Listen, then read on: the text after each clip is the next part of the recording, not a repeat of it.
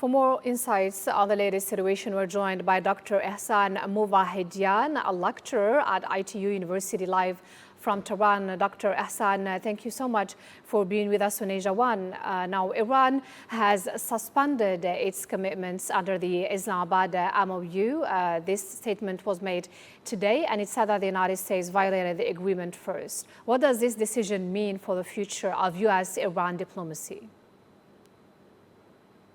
You know, we are confronting a government in the United States, in the White House, that all the time violates all of its commitments. You must remember that they attacked Iran 2 times during the negotiations. So we had deal with them about our nuclear activities in Iran. They violated that, and after that we had a negotiation about new arrangements about Iranian peaceful nuclear activities.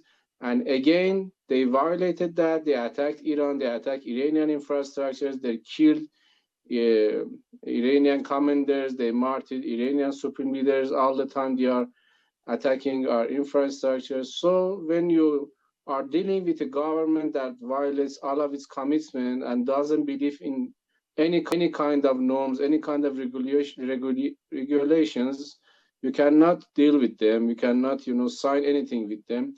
Iran has shown its good faith, its good willing all the time. But I think there is not a chance of doing things through diplomacy with the United States. So I think that they think about a ground invasion against Iran within a month and maybe sooner. They want to control the Strait of Hormuz and Persian Gulf and Sea of Oman, and they think that if they attack and our infrastructures, our bridges, our military barracks, the water resources, and cutting the communication and transit roads, they can succeed. But if they study the history, they understand that Iran will defeat aggressors, and I think they will pay their arrogance sooner or later. So I consider there is a little chance for diplomacy. First of all, we are going to defeat them. I'm sure that they will know that. And after we defeat them and the energy prices is hiking up, again, they will reach Iran and they are going to look for diplomacy. And the point is that they consider diplomacy and negotiation as a trap for Iran. They don't sign a MOU with Iran for MOU. They are looking it as an opportunity to increase their military equipments to get ready for another attack, and then they attack, and we know that. So I think the chance for reaching a deal with the United States has decreased a lot.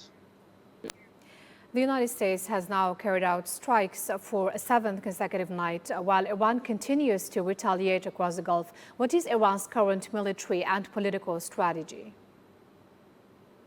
Iranian strategy is that to make them pay the price, as I told you. They want to demolish and destroy Iranian infrastructure to get ready to attack to Iran. We know that they want to start a military invasion. Maybe they want to attack Iranian islands in Persian Gulf, for example, Bu Musa and Lezer and Greater Tom, or maybe Khark Island. And Iran right now is attacking their radars, their Patriot missile systems, all of their communications, and all the infrastructure that they need to manage and arrange these attacks. And if they want to continue this way, Iran is going to attack some civil infrastructures, because we are watching that they want to attack our civil infrastructures, for example, water resources, power plants, and ICT infrastructures. They want to force people in south of Iran to flee and to immigrate from Persian Gulf and Strait of Hormuz. If they want to continue this way, Iran has no other choice but to retaliate and attack some civil infrastructures that United States Army is using to attack Iran. It's up to them that whether they want to continue this way or not. Iran is ready for all options to defend itself. The Strait of Hormuz has become the central flashpoint of this confrontation. How determined is Iran to maintain its security arrangements in the waterway, and what risk does this pose for the region? According to that MOU, has the right to manage and control the transit of all ships in the Strait of Hormuz and Persian Gulf. This is our right because it's our waters with Oman, and we have the right to do that. But the United States want to, counterattack these arrangements that signed itself. So, with the help of Oman, they try to bypass the transit route that were assigned and supposed to be the transit road for ships. So Iran has the right to defend its rights, and it has problems, of course, for other countries. They cannot export oil, they cannot export fertilizers, their chemical components, goods, and so on. So they have no other choice but to even bypass the Strait of Hormuz, that it takes time and it costs them a lot. And, in some levels, it's not possible to bypass the Strait of Hormuz. The other, solution is that the Arab countries understand that they must start a new security arrangement in the region with the help of Iran, and stop working with the United States, because the United States doesn't cares at all to the national interest and sovereignty of the Arab countries of Persian Gulf. You see that United States just using their soil as a good to attack Iran. And if the Arab countries wants to continue this way and be the puppet of United States Army, they will pay the price, and we have no other choice but to defend ourselves, because they have turned their countries to the military bases of the United States to attack Iran. And all the day we see that their missiles from Kuwait, Bahrain, and Jordan and other Arab countries comes to Iran, and they attack Iranians, and they are, destroying our civilian infrastructure. So if they want to continue this way, we are ready to continue this way. And I think they are the side that pay the price. We are self-sufficient. Iran, first of all, it's a self-sufficient country. We can, we don't need too much to import many goods.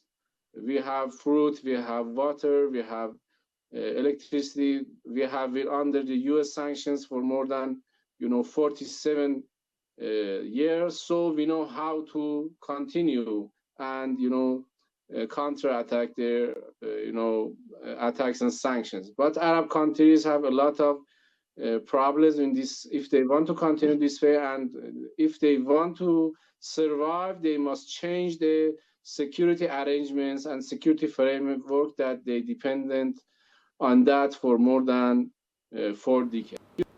So, Dr. Ehsan, do you believe there is still a realistic path back to negotiations with Washington, or has the conflict reached a point where further military escalation is becoming more likely?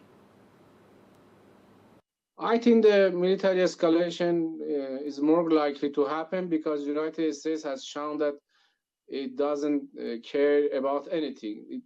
Trump doesn't care about the people of the region, doesn't care about the infrastructures, doesn't care about the gas prices in his country. The all thing he cares about is the interest of the Zionist regime and his pedophile friends and I think he's going to continue. He's going to continue this, conflicts until the time that he thinks the weather is okay for escalation. And I think we are, going toward a full-scale war. But Iran is ready. We have capacities. We have missiles and drones. And Iranians are so brave, and we are ready to defend our country. And I think the other countries and superpowers like China and Russia are going to support Iran, and they know that if Iran defeat in this conflict, the situation is going to be worse for them, and they want that U.S. Decrease its power and hegemony. So we have friends in the world, and we know that the public opinion all around the world is supporting Iran.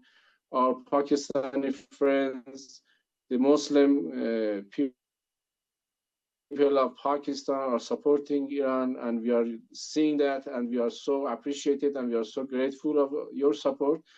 And inshallah, we are going to defeat them, and a new page of history will start after the defeat of the global arrogance of the United States, inshallah.